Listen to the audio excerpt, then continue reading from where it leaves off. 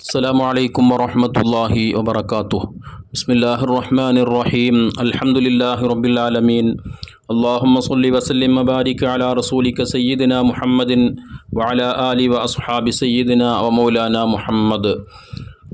വിശുദ്ധമാക്കപ്പെട്ട റമളാൻ ഷരീഫിൽ നഷ്ടപ്പെട്ട നോമ്പുകൾ അത് അടുത്ത റമളാനാകുന്നതിന് മുമ്പ് ഖളാ വീട്ടണം. കാരണം കൂടാതെയാണ് ഖളാ ആയതെങ്കിൽ എത്രയും പെട്ടെന്ന് തന്നെ ഖളാ വീട്ടാനുള്ള വഴി നാം കണ്ടെത്തേണ്ടതായിട്ടുണ്ട്. വല്ല കാരണത്താലും ശറഅ അനുവദിച്ച കാരണം കൊണ്ടാണ് ഖളാ ആയതെങ്കിൽ അടുത്ത റമളാനിന് മുമ്പായി കൊണ്ട് അത് ഖളാ വീട്ടണമെന്നാണ് വിശുദ്ധ ഇസ്ലാം നമ്മോട് നിർദ്ദേശിച്ചിട്ടുള്ളത്. അങ്ങനെ ഖളാ വീട്ടുമ്പോൾ തന്നെ ധാരാളം കാര്യങ്ങൾ ശ്രദ്ധിക്കേണ്ടതായിട്ടുണ്ട്. അതിലേറ്റവും പ്രധാനപ്പെട്ടത് ഈ ഖളാ ആയ വ്യക്തിക്ക് അദ്ദേഹത്തിൻ്റെ രോഗം കാരണമോ മറ്റോ ആണ് ഖളാ ആയത് എങ്കിൽ അടുത്ത റമളാനിന് മുമ്പ് നോമ്പ് ഖളാ വീട്ടുകയാണെങ്കിൽ നോമ്പ് ഖളാ വീട്ടുക മാത്രം ചെയ്താൽ മതി. അതിൻ്റെ കൂടെ മുദ് നൽകേണ്ടതായിട്ടില്ല. നേരെ മറിച്ച് ഗർഭിണിയായ സ്ത്രീ അതല്ലെങ്കിൽ മുലയൂട്ടുന്ന സ്ത്രീ ഇത്തരം ആളുകൾ ആ ഗർഭത്തിലുള്ള കുഞ്ഞിന് നോമ്പനുഷ്ഠിക്കൽ കൊണ്ട് പ്രയാസങ്ങൾ വരും. അതല്ലെങ്കിൽ മുല കുടിക്കുന്ന കുഞ്ഞിന് ഈ സ്ത്രീ നോമ്പനുഷ്ഠിക്കൽ കാരണം പ്രയാസങ്ങൾ വരും എന്ന് നിലക്കാണ് നോമ്പ് നഷ്ടപ്പെടുത്തി ഖളാ ആക്കിയത് എങ്കിൽ ആ നോമ്പ് ഖളാ വീട്ടലോടൊപ്പം ഓരോ ദിവസത്തിനും 800 മില്ലി വെച്ച് ഭക്ഷ്യധാന്യം, നമ്മുടെ നാട്ടിലെ അരി, അത് പാവപ്പെട്ട അർഹരായ ആളുകൾക്ക് നൽകൽ നിർബന്ധമാണ്. നേരെ മറിച്ച് ഈ ഖളാ ആക്കിയ ഗർഭിണിയായ സ്ത്രീ അതല്ലെങ്കിൽ മുലയൂട്ടുന്ന സ്ത്രീ അവൾക്കും ആ കുഞ്ഞിനും രണ്ടുപേർക്കും അതുകൊണ്ട് നോമ്പനുഷ്ഠിക്കൽ കൊണ്ട് പ്രയാസം വരും. ആ രൂപത്തിലാണ് നോമ്പ് ഖളാ ആക്കിയത് എങ്കിൽ നോമ്പ് ഖളാ വീട്ടിയാൽ മാത്രം മതി. ഇതാണ് നമ്മൾ ശരിയായിട്ട് നമ്മെ പഠിപ്പിച്ചിട്ടുള്ളത്. ഇത്തരം വിഷയങ്ങളൊക്കെ നാം പ്രത്യേകം ശ്രദ്ധിക്കണം.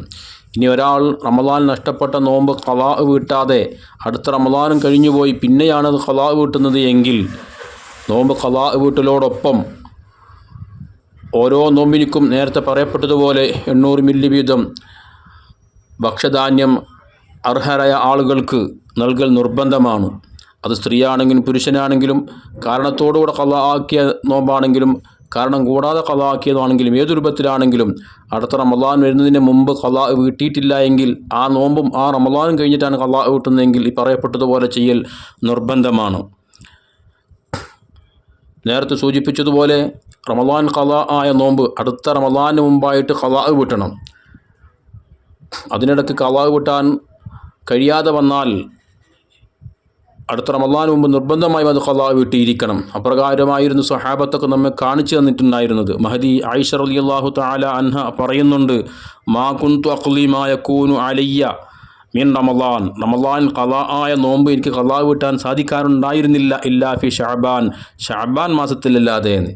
കാരണം മറ്റ് പല ഹദീസുകളിലും മഹദി അവർ തന്നെ പറയുന്നുണ്ട്, മിൻ ശുഗ്ലി റസൂലുള്ളാഹി സ്വല്ലല്ലാഹു അലൈഹി വസല്ലം, റസൂലുള്ളാഹി സ്വല്ലല്ലാഹു അലൈഹി വസല്ലം തങ്ങൾക്ക് ഖിദ്മത്ത് ചെയ്യുക, അവിടുത്തെയോടൊപ്പം പല സ്ഥലത്തൊക്കെ യാത്ര ചെയ്യേണ്ടി വരും, പല കാര്യങ്ങൾ റസൂലുള്ളാഹിക്ക് ചെയ്തു കൊടുക്കേണ്ടി വരും. അങ്ങനെയൊക്കെ ആകുമ്പോൾ പലപ്പോഴും എനിക്ക് നോമ്പ് നോക്കാൻ കഴിയാറുണ്ടായിരുന്നില്ല.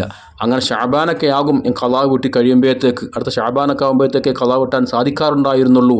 അങ്ങനെ ഷഅബാനായി കഴിഞ്ഞാൽ റമളാൻ ആകുന്നതിന് മുമ്പ് തന്നെ കഴിഞ്ഞ റമളാനിൽ നഷ്ടപ്പെട്ട നോമ്പുകൾ ഞാൻ ഖളാ വീട്ടാറുണ്ടായിരുന്നു എന്ന് ആയിഷ റളിയല്ലാഹു തആല അൻഹ പറഞ്ഞതായി കാണാൻ കഴിയും. അതുകൊണ്ട് ഇത്തരം കാര്യങ്ങളൊക്കെ ശ്രദ്ധിച്ച് അടുത്ത റമളാൻ ഷരീഫിന് എല്ലാ അർത്ഥത്തിലും ആത്മീയതയോടുകൂടെ വരവേൽക്കാനുള്ള തൗഫീഖ് അല്ലാഹു നമുക്കൊക്കെ പ്രദാനം ചെയ്യട്ടെ. ആമീൻ. അസ്സലാമു അലൈക്കും വറഹ്മത്തുള്ളാഹി വബറകാതുഹു.